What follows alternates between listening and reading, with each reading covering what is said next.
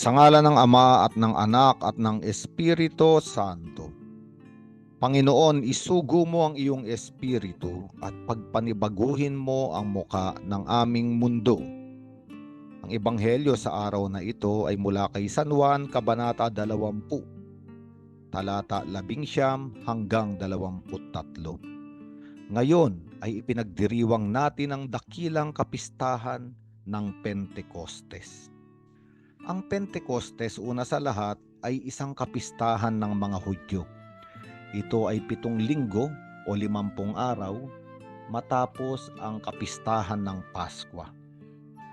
At ang mga Hudyo ay may obligasyong maglakbay at tumungo sa Jerusalem 3 beses isang taon sa mahalagang kapistahan, ang Paskwa, ang Pentecostes at ang kapistahan ng mga Tolda. Ngunit nagkaroon ng bagong kahulugan ng pagdiriwang ng Pentecostes noong ito ay pinagdiwang na ng mga Kristiyano. Kung babasahin natin mula sa Gawa ng mga Apostol sa 2 kabanata, makikita natin na ang mga alagad kasama ang Birheng Maria ay nagkakatipon at sila ay puno pa rin ng takot at nakapinid pa rin ang mga pinto.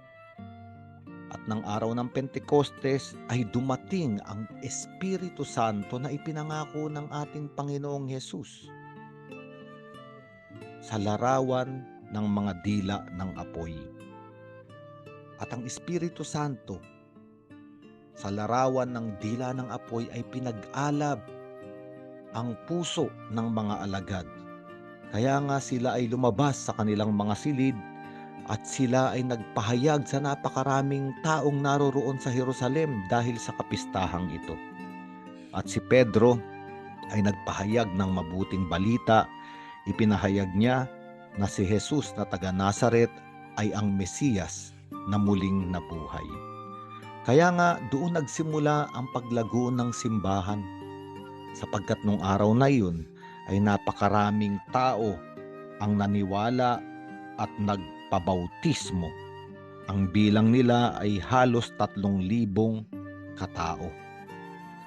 At sa simbahang Kristiyano, sa ating simbahan, itinuturing ang araw ng Pentecostes bilang kapanganakan ng ating simbahan, sapagkat dito nagsimula na yumabong at magbunga ang muling pagkabuhay ng Panginoon. Kaya nga sa ibang bahagi, sa ibang lugar, ang tradisyon ay magdiriwang ang mga Kristiyano at babatiin ng maligayang bati sa iyong kaarawan ang ating inang simbahan.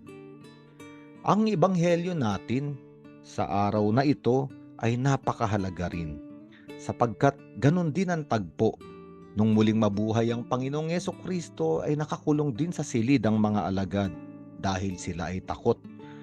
Bagamat sarado ang pinto ay pumasok si Jesus at pumagitna sa kanila at ibinigay niya ang kapayapaan. Pinakita ni Jesus ang kanyang mga kamay at tagiliran at ipinahayag niya na ang Jesukristong muling nabuhay ay hindi multo kung hindi butot laman, isang katotohanan. At inulit ni Jesucristo ang pagbibigay ng kapayapaan upang patahimikin ang mga alon ng kabiguan at kalungkutan sa kalooban ng mga alagad na puno ng takot, na puno ng kapaitan, sapagkat lahat sila ay nabigo. Lahat sila ay naaawa sa sarili at nahihiya sa kanilang mga sarili sapagkat iniwan nila ang Panginoong nag-iisa sa gitna ng pagdurusa. Ngunit bagamat ganun ang nangyari, narito si Jesus na muling nabuhay at hindi sila inaakusahan. Walang panghuhusga, puno ng pagmamahal na ipinahayag sa kanila ng 2 ulit, kapayapaan ay sumainyo. At nais paghilumin ng Panginoon ang sugat ng kanilang mga puso, ang nanghihinang kaluluwa at espiritu.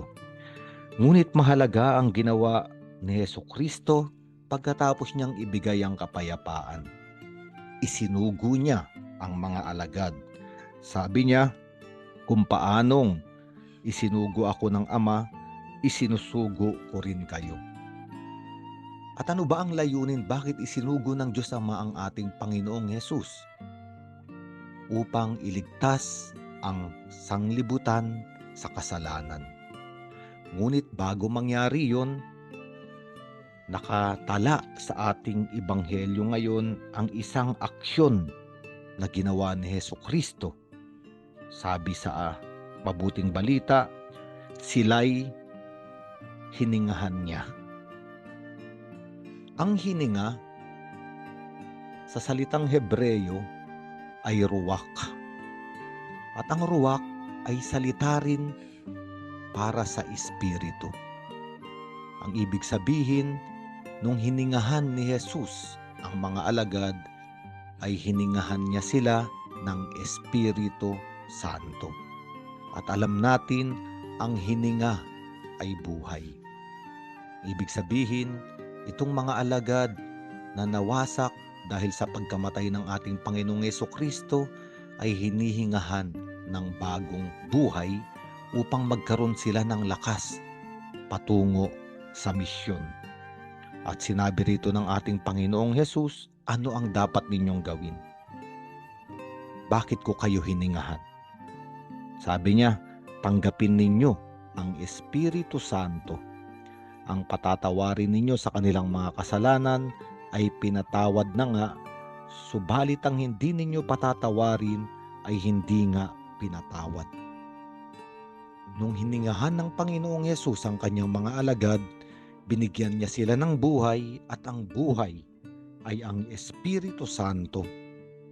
At ang Espiritu Santo ay parang hangin na itutulak sa paglalayag ang mga alagad upang ganapin ang napakahalagang misyon na iniatang sa kanilang mga balikat ng ating Panginoon. At ito ang kapatawaran ng mga kasalanan. Kaya nga sa araw na ito na ating ipinagdiriwang ang dakilang kapistahan ng Pentecostes, tatlong mahalagang bagay o simbolismo ang ating pagnilayan. Unang-una ay apoy. Ang apoy ay kayang magbigay ng buhay, lalo pa nga't yung mga nanganganib na mamatay dahil sa lamig. Ngunit ang apoy din ay nagbibigay buhay, lalo pa nga't doon sa mga taong ang kalooban at ang puso ay napakalamig na tila ba patay. Ang apoy ay pag-aalab muli ng pag-ibig. At ito ang ipinagkaloob ng ating Diyos sa mga apostol. Pag-alabin muli ang kanilang pananampalataya at pag-ibig, at dalin din ang pag-aalab na ito, ang apoy ng pag-ibig ng Diyos, sa napakaraming taong naghihintay na naroon sa napakadilim at napakalamig na kalagayan ng kasalanan at kamatayan. Dalhin ang bagong buhay sa kanila. Ang ikalawang mahalagang larawan ay ang hangin, sapagkat ang salitang hininga, ang salitang espiritu at salitang hangin ay iisa lamang sa salitang Hebreyo, ruach.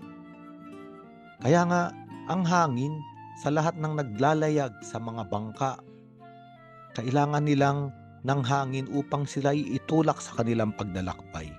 Ang Espiritu Santo ay dumarating upang pabangunin muli ang mga taong ayaw nang maglakbay sa buhay na ito. Bigyan ng hangin, bigyan ng bagong buhay. Sapagkat kapag walang hangin, ang tao ay mamamatay. Ang ibig sabihin, itinutulak tayo ng Espiritu Santo na mabuhay, harapin ang buhay at maglakbay muli sa buhay. At ang huli at napakagandang larawan, ang Espiritu Santo ay ang hininga ng Diyos. Hininga ng ating Panginoong Hesukristo. Sapagkat napakaraming tao ngayon ang sisinghap-singhap na, naghihingalo sa buhay na ito. Maaring hindi pisikal na paghihingalo at paghahanap ng hininga, kung hindi mga taong pagod na. Unti-unti nang nauupos ang lakas, unti-unti nang nawawalan ng ningning ang mga mata, nawawalan ng apoy ng pag-ibig sa kanilang mga puso. Mga taong unti-unti nang nawawalan ng kahulugan upang gumising sa umaga at harapin ang buhay. Ang Pentecostes ay pagbibigay ng hininga ng Diyos upang ang lalabi nating kakaunting hininga na lamang, ang ibig sabihin, kakaunting buhay na natitira sa atin ay muling bigyan ng bagong kahulugan, muling pag-alabin at muling huminga ng hininga ng Diyos ng isang bagong buhay upang ipahayag sa daigdig ang utos ng Panginoon. Napatawad na tayo sa ating mga kasalanan dahil sa pag-ibig ng Diyos. Ipahayag din natin ang kapatawaran ng mga kasalanan. Ang kapatawaran ng kasalanan, ang ibig sabihin ay pagpapanauli ng buhay, sapagkat ang bunga ng kasalanan ay kamatayan. Para mapatawad tayo sa ating mga kasalanan at patawarin ang iba sa kanilang mga kasalanan, isa lamang ang ibig sabihin ng ating Panginoong Yesus, na sa tulong ng Espiritu Santo, tayong lahat ay magbalik sa buhay. Inspirasyon ay nanggaling sa salitang ipagkaloob ang Espiritu. Inspirare, hingahan, bigyan ng bagong buhay, bigyan ng inspirasyon upang hindi na tayong matakot gumising sa kinabukasan, harapin ang buhay ng may pag-aalab, katulad ng hangin na tayo ay magpapaubayang dalin tayo ng Diyos sa nais niyang gawain na banal na ipagkaloob sa atin, at higit sa lahat, sa bawat saglit at sandali ng ating buhay, ang ating hininga ay kaisa ng hininga o ng buhay ng Diyos habang tayo ay nasa sanlibutan pa. Sa ngalan ng Ama at ng Anak at ng Espiritu Santo.